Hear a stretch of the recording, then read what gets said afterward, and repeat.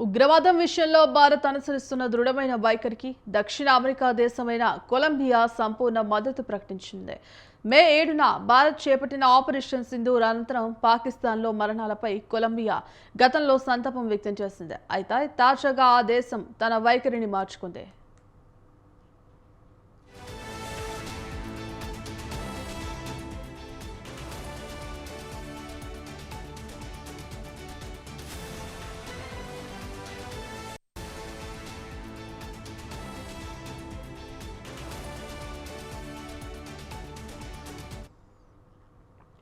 కొలంబియాలో పర్యటిస్తున్న భారత అఖిలపక్ష బృందానికి నాయకత్వం వహిస్తున్న కాంగ్రెస్ ఎంపీ శశి థరూర్ ఈ విషయాన్ని వెల్లడించారు.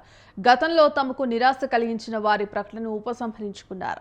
ఉగ్రవాదంపై తమ వైఖరికి పూర్తి మద్దతుగా కొత్త ప్రకటన జారీ చేస్తారని ఆయన తెలిపారు. కొలంబియా వైఖరిపై ఒకరోజు ముందే థరూర్ ఆందోళన వ్యక్తం చేసిన విషయం గమనార్హం.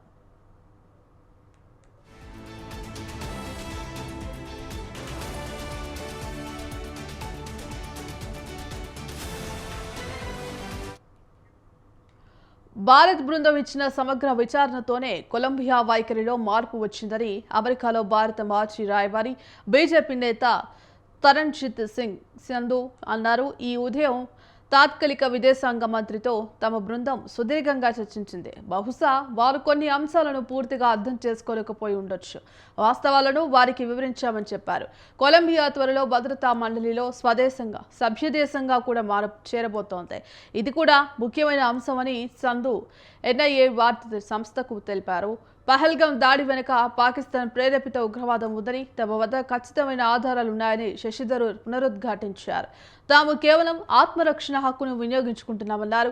కొలంబియా లాగే భారత్ కూడా దశాబ్దాలుగా అనేక ఉగ్రదాడులను ఎదుర్కొంటోందని ఆయన పేర్కొన్నారు. భారత్ వాదనలో వాస్తవాలను తాము ఇప్పుడు అర్థం చేసుకున్నామని, కాశ్మీర్లో జరిగిన సంఘటనలు ప్రస్తుత పరిస్థితిపై తమకు స్పష్టత వచ్చిన కొలంబియా ఉప విదేశాంగ మంత్రి రోసా యోలాండా విలాన్విన్సియో తెలిపారు. ఇకపై చర్చలు కొనసాగిస్తామని ఆమె విశ్వాసం వ్యక్తం చేశారు. అలాగే పనామా, గయానా పర్యటనల అనంతరం శశి థరూర్ నేతృత్వంలోని బృందం గురువారం కొలంబియా చేరుకుంది.